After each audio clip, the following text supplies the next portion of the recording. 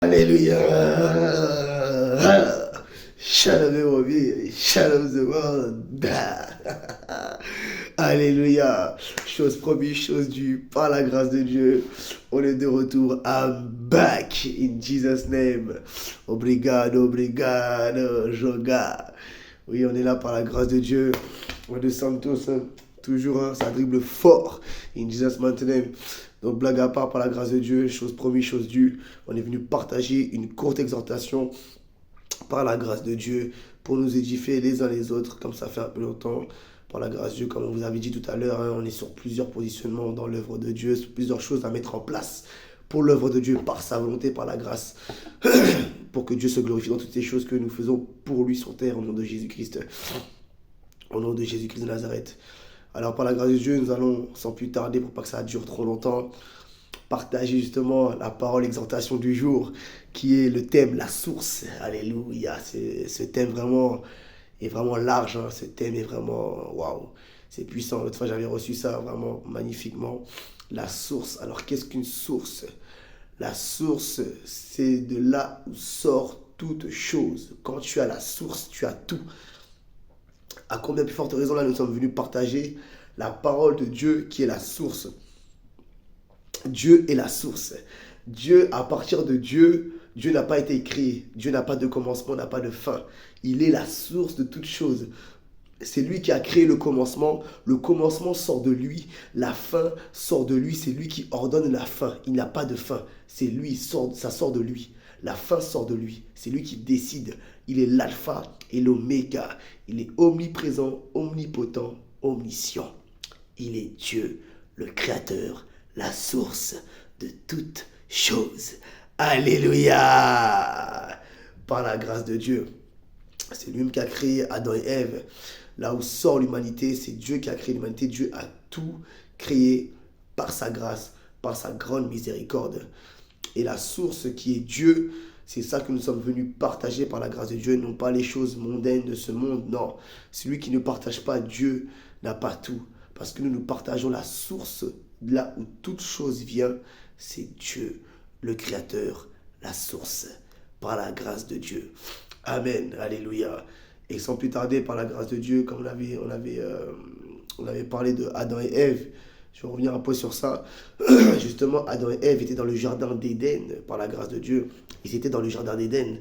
Le jardin d'Éden signifie justement la source, qui est Dieu. Le jardin d'Éden signifie la présence de Dieu. Et la présence de Dieu, c'est dedans que Dieu nous a créés. Il nous a créés dans sa présence. Et la présence de Dieu, c'est la source. Dieu a tout créé dans sa présence par sa parole. Et Dieu, Jésus a dit que l'homme, vous et moi, ne se nourrira pas de pain seulement, mais l'homme se nourrira de tout ce qui sort de la bouche de Dieu, c'est-à-dire sa parole, la source. C'est ça, c'est l'instrument que Dieu a utilisé pour créer l'humanité, c'est sa parole. Et sa parole est là, avec nous. C'est sa parole qui est la source de toutes choses. Cette parole-là n'est pas une parole ordinaire, mes frères et sœurs. Mes amis, shalom les brebis, shalom the world. Cette parole-là est vivante. Quand tu la gardes et qu'elle reste dans ton cœur, elle devient vie quand elle sort de ta bouche. Et quand Dieu voit vraiment que tu la pratiques avec cœur et zèle et vérité, elle devient vie. C'est pour ça que en touchant des personnes, tu peux les guérir. En touchant des personnes, les morts ressuscitent. En touchant des personnes, les paralytiques marchent. En touchant les personnes, les aveugles voient. En touchant les personnes, la vie se manifeste. In Jesus' name, power. Alléluia. La parole de Dieu. Dieu est la source de la vie. Et c'est cette parole-là. C'est pour ça que Jésus, je le répète, il a dit que l'homme se nourrira pas de pain seulement, mais l'homme se nourrira de tout ce qui sort de la bouche de Dieu. Donc sans plus tarder, nous allons revenir un peu sur Adam et Ève, qui est justement le commencement de où la source était manifestée, était partie dès le départ. C'était de Adam et Ève. Et Adam et Ève, pour l'homme, parce que Dieu avait déjà créé la nature, toutes ces choses, les animaux avant l'être humain. Mais Adam et Ève, qui sont nos grands-pères et nos grands-mères, nos aïeuls, et ben eux ont justement gâché la source. Ils étaient à la source. Ils ont été créés à la source, qui est le jardin d'Éden, Dieu. Dieu venait les voir tous les jours, les nourrir. Il parlait à Adam et Ève tous les jours. Tous les jours, Dieu parlait à Adam et Ève, venez voir sa création pour les nourrir parce que il était la source de ces choses. Il était la source de toutes choses. Et Adam et Ève ne manquaient de rien, dit la Bible, parce qu'ils étaient à la source dans le jardin d'Éden. Et le jardin d'Éden, c'est la source, c'est la présence de Dieu. Donc Adam et Ève ne manquaient tellement de rien qu'ils étaient nus. Ils étaient tout nus. Parce que la parole nous dit que mon peuple périt à faute de connaissance. Donc, ils avaient la connaissance de Dieu tous les jours parce que Dieu venait tous les jours les parler. Ils étaient à la source. Et la parole de Dieu dit que c'est la parole de Dieu. Jésus dit que la parole de Dieu, c'est la source, la nourriture de l'homme. Ce n'est pas la nourriture physique, mais c'est la nourriture spirituelle qui permet de vivre. C'est la connaissance. Donc, ils savaient qui ils étaient. Dieu leur a donné l'identité d'être sa création. Mais qui leur a donné cette identité-là, excusez-moi, c'est la source qui est Dieu. Alléluia. Et tout le monde connaît un peu l'histoire d'Adam et Ève, pour faire un peu bref, pour m'écouter ce que le temps passe. C'est une exhortation, non pas un culte. On n'est pas encore à ce niveau-là par la grâce. Bref. Eh bien, Dieu leur a dit de ne pas pécher, de ne pas aller manger le fruit défendu, que tout le monde connaît un peu cette histoire-là, même si tu n'es pas chrétien, ou pas chrétien, tout le monde connaît cette histoire d'Adam et Ève par rapport aux fruits défendus. Même un peu dans le monde, il y a un petit clin d'œil dessus. Apple qui a la pomme croquée, ça fait un peu référence à ça. Même si ça, on va dire, Apple, c'est une marque de satanisme, c'est une marque d'ennemi. Voilà. Même si c'est une marque de qualité d'ordinateur. Voilà. De matériel. Eh ben, ils narguent un peu Dieu par rapport à ça. Parce qu'ils mettent la marque Apple avec la pomme croquée, là, c'est pour narguer Dieu. Vous voyez comment le diable est insolent dans ce monde. Il nargue Dieu, comme si c'était quelque chose de bien. Alors que la Bible dit que non, c'est le péché. C'est ça qui a contaminé l'humanité. Et c'est pour ça qu'on se retrouve justement dans le péché, avec tout ce désordre dans ce monde impie. Parce que nos aïeuls ont péché. Nos aïeuls ont désobéi à la source qui est Dieu. Et quand on désobéit, c'est la mort qui s'installe. Le diable. Alléluia. Donc voilà, c'était la petite parenthèse. Ils ont gâché justement la source dans laquelle ils étaient. Ils étaient nourris tous les jours. Ils n'avaient même pas besoin d'habits. Dieu venait leur parler. Ils manquaient de rien. Ils avaient tout dans le jardin d'Éden, dans la présence de Dieu. Ils étaient à la source. Et quand tu es à la source, tu ne manques de rien. Alléluia. Tu ne manques de rien à la source. Tu as tout. Tu peux manger. Tu peux boire. Tu peux manifester. Tu peux aller à la joie. Il y a tout. Tu ne manques de rien avec Dieu, le Créateur. C'est pour ça qu'on est amené à manger sa parole tous les jours. Et vous verrez que même David l'avait dit. J'ai grandi, j'ai vieilli, j'étais jeune, j'ai vieilli. Et je n'ai point vu, la postérité mangeant son pain. Je n'ai point vu, je n'ai jamais mangé mon pain, même sa postérité, il a dit. Même sa postérité, c'est-à-dire que même tes enfants ne vont manquer de rien si tu es à la source qui est Dieu, le Créateur. Alléluia. Donc sans plus tarder, nous allons partager le premier verset par la grâce de Dieu. C'est ça, c'est la source, c'est Dieu. Quand tu es à la source, tu ne manques de rien. Et comme avait dit David, même sa postérité, même ses enfants ne manqueront de rien parce qu'il est à la source qui est Dieu, le Créateur. Alléluia. Donc sans plus tarder, nous allons, parce que le temps passe, aller partager le premier verset par la grâce de Dieu. Nous allons aller dans le commencement de la source qui est née en chair. Dieu fait de chair, c'est-à-dire Jésus-Christ de Nazareth, le Messie. Sans plus tarder dans Matthieu chapitre 2, sa naissance, enfance de Jésus. Donc je répète, Matthieu chapitre 2. Ça dribble mon ami, ça dribble fort. Alléluia. Marakataza. Enfant, donc je répète Matthieu chapitre 2. Et si vous voulez relire cela, alors du verset 1 jusqu'à 12, on va essayer un peu de faire vite. Enfance de Jésus-Christ, les mages à Bethléem, Hérode. Jésus étant né à Bethléem, en Judée, au temps du roi Hérode, voici des mages d'Orient arrivèrent à Jérusalem et dirent, où est le roi des Juifs qui vient de naître? Où est le roi des Juifs qui vient de naître? Car nous avons vu son étoile en Orient et nous sommes venus pour l'adorer. Le roi Hérode, ayant appris cela, fut troublé, et tout Jérusalem avec lui. il assembla tous les principaux sacrificateurs et les scribes du peuple, et il s'informa auprès d'eux où devait naître le Christ. Ils lui dirent, à Bethléem en Judée, car voici ce qui a été écrit par le prophète. Et toi, Bethléem, terre de Juda, tu n'es certes pas la moindre entre les principales villes de Juda, car de toi sortira un chef qui paîtra Israël, mon peuple. Alors Hérode fut appelé en secret les mages, et s'enquit soigneusement auprès d'eux. Depuis combien de temps l'étoile brillait? Puis il les envoya à Bethléem en disant, allez et prenez des informations exactes sur le petit enfant. Quand vous l'aurez trouvé, faites-le moi savoir, afin que j'aille aussi moi-même l'adorer. Après avoir entendu le roi, ils partirent et voici l'étoile qu'il avait vue en Orient, marcher devant eux jusqu'à ce qu'étant arrivé au-dessus du lieu où était le petit enfant. Elle s'arrêta. Quand ils aperçurent l'étoile, ils furent saisis d'une grande joie. Ils entrèrent dans la maison, vinrent le petit enfant avec Marie, sa mère, se prosternèrent et l'adorèrent. Ils ouvrirent ensuite leur trésor et lui offrirent en présent de l'or, de l'encens et de la myrrhe. Puis, divinement avertis en songe de ne pas retourner vers Hérode, ils regagnèrent leur pays par un autre chemin. Alléluia! Donc là, sans plus tarder, nous allons détailler ce que nous avons lu, qui était vraiment délicieux, la naissance de Jésus.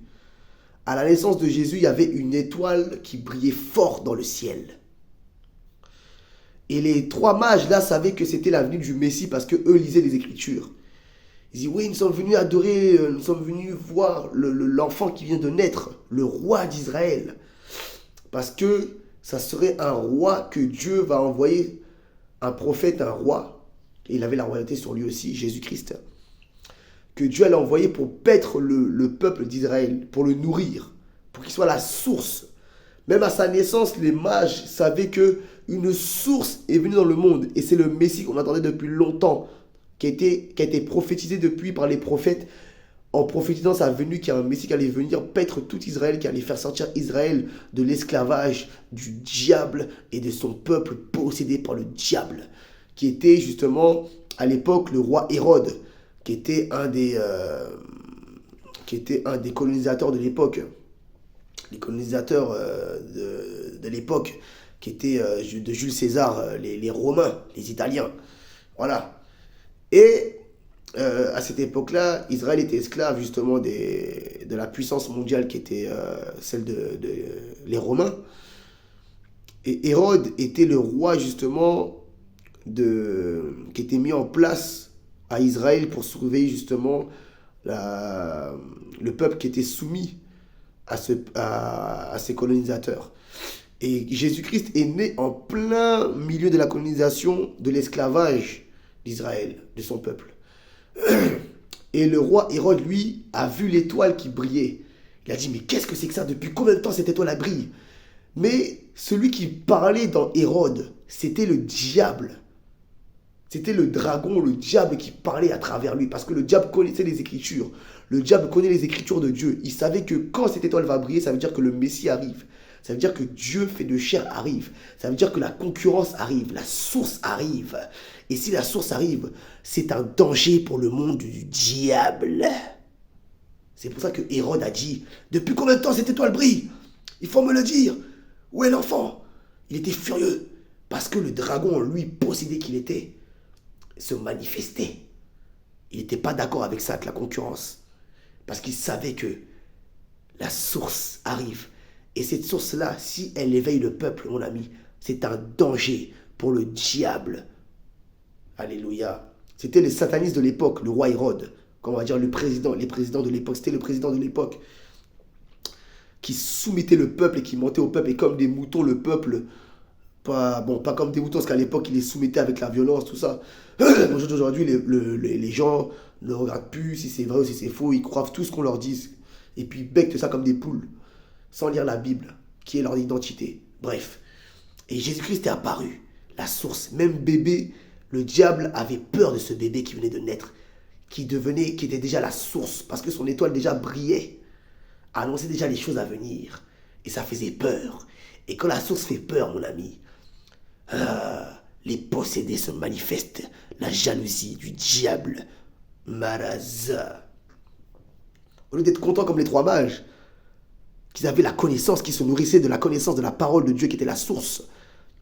Et ça fait que cette parole-là qu'ils lisaient tous les jours se manifestait parce que Dieu voyait qu'eux se nourrissaient de la connaissance de Dieu. Donc Dieu était heureux de voir ces personnes-là se nourrir de sa parole. Et ça fait qu'il donnait la joie dans le cœur de ces gens-là. Et ces gens-là, tellement qu'ils étaient informés de la parole de Dieu, qui se nourrissaient tous les jours dedans, c'était des adorateurs, ces trois mages-là. Eh ben, ils étaient contents de voir Jésus, le petit bébé Jésus, qui était la source, qui savait qui était, parce qu'ils avaient la connaissance de Dieu. Et quand tu as la connaissance de Dieu, tu n'es pas surpris quand les prophéties de Dieu s'accomplissent. Tu n'es pas jaloux de ça. Il n'y a que les satanistes ou les gens méchants ou les possédés ou les ennemis de Dieu qui ne sont pas d'accord avec ce que Dieu fait avec des personnes, avec la source qui n'était autre que Jésus-Christ, mon grand frère. Alléluia. Sans plus tarder, nous allons continuer parce que là, le temps passe. Je vois cela. J'ai envie de continuer, mais ça reste une exhortation. Ce n'est pas encore des cultes. Alléluia. Nous allons aller dans Marc 6. Sans plus tarder, par la grâce de Dieu, c'est délicieux. La source, les amis, la source. Jésus-Christ, la source. Et si tu as cette parole-là en toi, la parole que nous venons de partager, la parole que nous partageons, tu deviendras aussi la source. Tous les jours, nous sommes amenés à manger la parole de Dieu. Parce que Dieu veut faire de nous des sources de vie. Alléluia. La parole déclare encore dans Jean 7, par la grâce de Dieu. Jean 7 nous dit, ça vient là dans mon esprit, que des fleuves de vie coulera de lui de son sein. Des fleuves de vie. Si nous avons quoi? La parole. C'est la parole qui fait de nous des fleuves de vie, des sources. Alléluia. Alors, dans Marc 6, à partir du verset 14, nous allons lire sans plus tarder. Le roi Hérode, encore le roi Hérode. Et cette fois-ci là, c'est le petit. Parce que celui qu'on avait vu dans Matthieu chapitre 2, c'était son papa. Et là, c'est le petit, c'est le fils. Parce que l'autre, il est mort. Parce que après, en fait, ce qu'il fallait savoir par la grâce de Dieu, on va revenir un peu sur Matthieu 2, chapitre 2. Le roi Hérode, quand il a vu la naissance de Jésus, il était jaloux. Comme on vous a dit, c'était le diable à travers lui. Eh bien, Dieu a dit à Marie et à Joseph, les parents de Jésus, allez en Égypte vous cacher, parce que Hérode veut la mort du petit. Et ils sont partis, ils ont écouté Dieu, ils sont partis là-bas, s'abriter, rester quelques temps. Et la parole dit que quelques temps après, Hérode, qui voulait la mort de Jésus, lui-même est mort. Dieu lui a retiré la vie. Parce qu'on ne détruit pas, on n'empêche pas ce que Dieu veut faire avec un homme, avec les plans de Dieu, surtout si cet homme-là obéit. Mon ami, vous ne pouvez pas empêcher les plans de Dieu, vous ne pouvez pas empêcher les prophéties de Dieu. La parole déclare, le monde passera, mais la parole de Dieu ne passera pas. Si la parole de Dieu a été dite, mon ami, personne ne pourra se mettre en travers du chemin de la parole de Dieu qui doit s'accomplir. Maraza. Vous pouvez battre des mains, des pieds, de la tête, de tout ce que vous voulez. Faire des choses, des complots. Me lever le monde, l'humanité contre la parole de Dieu. Personne ne pourra effacer, empêcher la parole de Dieu s'accomplir. Dieu pourra même effacer des hommes comme il l'a fait avec Noé. Maraza. Vous ne pourrez jamais faire ça. Parce que quand Dieu, la source, a parlé, personne ne peut empêcher la source de manifester ce qu'elle a envie de faire. Maraka. Sans plus tarder, Marc 6, à partir du verset 14. Le roi Hérode, c'est-à-dire le fils du premier qui est mort, parce que Dieu lui a retiré la vie, et là son fils est apparu, la relève. Le roi Hérode entendit parler de Jésus, là Jésus avait grandi, dont le nom est devenu célèbre, vous voyez. On ne peut pas empêcher la source de se manifester. Il est devenu célèbre maintenant, une fois que l'autre est mort. Et il dit, Jean-Baptiste est ressuscité des morts. Et c'est pour cela qu'il se fait pour lui des miracles, par lui des miracles. D'autres disaient, c'est Élie. D'autres disaient, c'est un prophète comme l'un des autres prophètes. Mais Hérode, en apprenant cela, disait, ce Jean que j'ai fait décapiter, c'est lui qui est ressuscité. Car Hérode lui-même avait fait arrêter Jean. Il l'avait fait lier en prison à cause d'Hérodias, femme de Philippe, son frère, parce qu'il l'avait épousée. Et Jean lui disait qu'il n'était pas permis d'avoir la femme de ton frère. Hérodias était irritée contre Jean et voulait le faire mourir, mais elle ne le pouvait, car Hérode craignait Jean, le connaissant par un homme juste et saint. Il le protégeait, et après l'avoir entendu, il était souvent perplexe et l'écoutait avec plaisir. Parce que Jean aussi le Baptiste était une source à son époque. Que Dieu avait fait de lui une source, le chemin qu'il devait préparer pour Jésus-Christ, le chemin de Jésus-Christ. Alléluia. Excusez-moi. Par la grâce de Dieu, les alliés du direct. Et à la grâce de Dieu, là, c'était le fils du premier Hérode qui est mort. Celui qui avait le dragon à l'intérieur de lui, le diable en chair. Là, c'est son fils. Ça veut dire que c'était la famille de Hérode, là. C'était une famille livrée au diable. C'était une famille qui servait le diable, des satanistes de l'époque. C'était eux. Et leur source à eux, c'était Jules César, le Romain. C'était des satanistes, possédés par le diable. C'était les satanistes de l'époque. Et ce petit-là, le petit Hérode là, maintenant que Jésus a grandi, il a entendu parler de Jésus. Il dit, mais c'est qui cet homme-là? À chaque fois, j'entends parler de lui. Il fait des miracles, il fait des guérisons, il prêche. Tout le monde parle de lui, c'est quoi ça? Parce que c'est la source. Et il a cru que c'était Jean, le Baptiste, qui avait ressuscité. Parce que ce Hérode-là, contrairement à son père, lui, il respectait Jean. Parce que Jean, c'était un homme respecté du peuple, c'était un prophète. Et il se rebellait pas trop dans la parole de Jean, parce que le peuple aimait Jean, parce que c'était un prophète, ils écoutaient le prophète. Et lui, le roi, qui était Hérode, ne se rebellait pas trop contre le prophète, parce qu'il avait peur des représailles du peuple. Alléluia, parce que le peuple savait que c'était la source. Et on ne se rebelle pas contre la source, parce que tu pourras te manger les représailles même du peuple. Mais Jésus-Christ avait la royauté sur lui. Mais Jésus-Christ n'était pas roi par les hommes, il était roi par Dieu. C'était pas un roi élu des hommes, c'était un roi élu de Dieu. C'est pour ça que même vous allez voir la différence entre les rois, que Dieu met la royauté sur eux. Ce sont des rois, mais l'homme ne dit pas que ce sont des rois. Parce qu'il n'a pas été élu par les hommes, il a été élu par le Créateur, la source, non pas par la création qui a été créée. Vous voyez? Et vous allez le voir que Jésus même avait plus d'influence que le roi lui-même. Pourquoi? Parce que Jésus était le véritable roi, la source. Contrairement à Hérode. Je vais donner aussi un autre exemple. Comme David, le roi David. Vous connaissez un peu l'histoire du roi David. Le roi David même était persécuté par Saoul. Saoul qui avait été élu par Dieu comme le premier roi d'Israël. Parce qu'Israël voulait un roi aussi comme tout le monde, tous les autres peuples. Mais David avait reçu la royauté même dans son adolescence. Vous voyez? Avant même qu'il soit adulte, David était déjà roi parce que Samuel l'avait déjà oint comme roi d'Israël. La relève de Saoul. Mais Saoul était jaloux. Et vous allez voir que même si vous relisez l'enfance de David, Saoul avait essayé de tuer David parce qu'il voyait que David avait plus d'influence que lui parmi le peuple. Pourquoi? Ça, c'est l'onction de Dieu. Parce que Dieu faisait en sorte que le peuple était attiré par David. Parce qu'il avait la royauté déjà. Parce que cet homme n'était pas roi par les hommes. Il était roi par Dieu. Contrairement à Saoul. Saoul a été roi élu par les hommes. Parce que c'est les hommes qui ont voulu un roi comme tous les autres peuples. Ils voulaient recopier les autres peuples qui étaient dirigés par Satan. Alors, Dieu a permis cela. Il a dit, ok, vous avez choisi un homme, allez, tenez. Mais moi, je vais choisir un roi qui est moi qui va choisir. Et c'est le roi David. C'est pour ça que le peuple même était attiré, parce que c'était l'onction, c'est l'esprit. Et on ne peut pas, justement, on ne peut pas étouffer ce que Dieu veut mettre en lumière pour se glorifier. David. Alléluia. C'est pour ça que David même, pendant sa royauté, pendant son adolescence, excusez-moi, il était déjà roi et tout le monde l'adulait déjà. Tout le monde adulait ses exploits parce que c'était aussi un guerrier. Avant d'être roi, il était guerrier. Il protégeait Israël en tant que guerrier. Il gagnait beaucoup de batailles, beaucoup de guerres. C'est un homme de guerre, prophète de guerre, le roi David.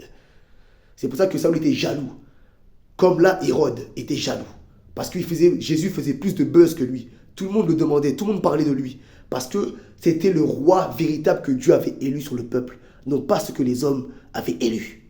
Alléluia, la source. C'est ça la source. Personne ne peut déjouer la source. Alléluia. Sans plus tarder, nous allons aller partager un autre verset dans Marc chapitre 2. Nous allons voir un autre type de source. Par la grâce de Dieu, la source de Dieu. Bon, je ne veux pas vraiment détailler à fond parce que le temps passe, mais je vous donne un aperçu de ce qu'est la source par la grâce dans une courte exhortation. Alléluia. Donc sans plus tarder, Marc chapitre 2, verset 18, à partir du verset 18, question des disciples de Jean-Baptiste sur les jeûnes. Les disciples de Jean et les pharisiens jeûnaient. Ils vinrent dire à Jésus, « Pourquoi les disciples de Jean et ceux des pharisiens jeûnent-ils, tandis que tes disciples ne jeûnent point ?» Jésus leur répondit, « Les amis de l'époux peuvent-ils jeûner pendant que l'époux est avec eux? Aussi longtemps qu'ils ont avec eux l'époux, ils ne peuvent jeûner. Les jours viendront où l'époux leur sera enlevé, et alors ils jeûneront en ce jour-là. Personne ne coud une pièce de drap neuf à un vieil habit. Autrement, la pièce de drap neuf emporterait une partie du vieux, et la déchirure serait pire. Et personne ne met du vin nouveau dans de vieilles outres. Autrement, le vin fait rompre les outres. Et le vin et les outres sont perdus. Mais il faut mettre le vin nouveau dans des outres neuves. Alléluia! Là, nous voyons que les pharisiens et des disciples de Jean-Baptiste disaient à Jésus, « Mais pourquoi tes disciples à toi, Jésus, ils ne jeûnent pas? Tandis que tout le monde jeûne ici. Comment ça se fait qu'ils ne se privent pas de manger pendant que nous, on se prive de manger? C'est quoi ce délire ?» Jésus leur répondit, « Les amis de l'époux peuvent-ils jeûner pendant que l'époux est avec eux ?» En d'autres termes, ça veut dire que Jésus même était la source. Jeûner, Jésus avait expliqué c'est quoi jeûner. Jeûner, ça te sert aussi à être en esprit, à diminuer la chair, pour que tu sois en esprit, pour chercher Dieu, pour comprendre mieux aussi les Écritures, pour, en d'autres termes, être en esprit connecté à Dieu. Le jeûne, ça sert à ça. Vous voyez, pour entendre la voix de Dieu mieux, pour être plus sensible à l'esprit de Dieu. C'est ça sert à ça le jeûne. C'est pour être en esprit avec Dieu, pour chercher Dieu. Mais là, Jésus, il leur dit, mais si les amis de l'époux peuvent-ils jeûner pendant que l'époux est avec eux? Ça sert à quoi? Parce que Jésus même était la source. Jésus même était Dieu fait de chair. Et les disciples étaient avec Jésus tous les jours. Donc si Dieu est avec toi tous les jours, ça sert à quoi de jeûner, mon ami? Alléluia! Power! Power! Power! Mon ami, les disciples de Jean et les pharisiens cherchaient la face de Dieu. Ils jeûnaient, ils se privaient de manger, ils faisaient toutes sortes de choses. Ils n'entendaient pas la voix de Dieu. Les disciples eux-mêmes, ils écoutaient Jésus, c'était Dieu qui parlait. Ils mangeaient comme ils voulaient se goinfrer. Ils étaient là, ouais, Jésus parlait même en même temps qu'ils mangeaient. Ils mangeaient même avec Dieu. Ils mangeaient comme ça là. Dieu leur parlait, mon ami. Ils étaient tous les jours face à face avec Dieu. Jésus-Christ de Nazareth, qui est la source, qui est Dieu fait de chair. Parce que quand Jésus parlait, c'était Dieu qui parlait. Quand Jésus parlait, c'était Dieu qui sortait. Alléluia! Ça bombarde, mon ami. Ça sert à quoi de jeûner si Dieu est avec toi tous les jours, mon ami? Hein? Jésus même était la source, mon ami. Tandis que Jean, tout ça, ils parlaient à la source. Ils n'ont même pas reconnu Dieu. Est-ce que tu vois ça? Eux-mêmes qui jeûnaient, ils se privaient de manger. Ils parlaient à Dieu sans même reconnaître Dieu. Maraza! Alléluia! There's the power. Ils parlaient à Dieu. Ils demandaient à Dieu, mais pourquoi ils jeûnent?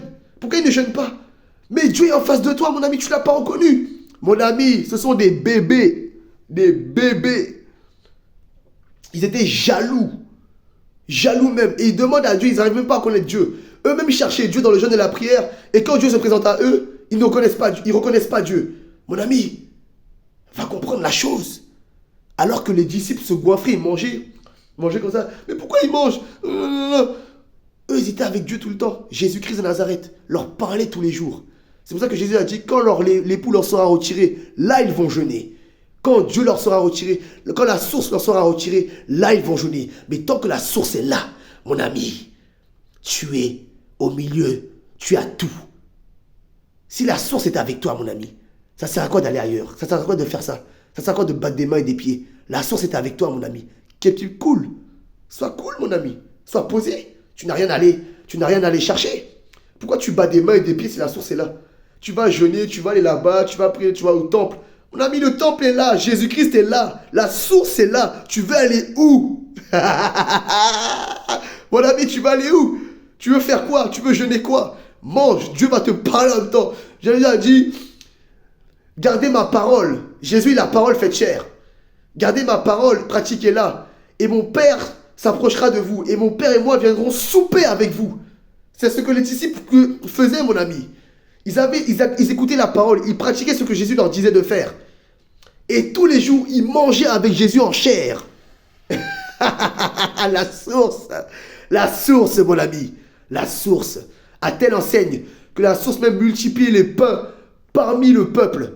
Il n'y avait pas de cuisine, mon ami. Jésus fabriquait du pain. Il multipliait les pains. Parce que c'est la source.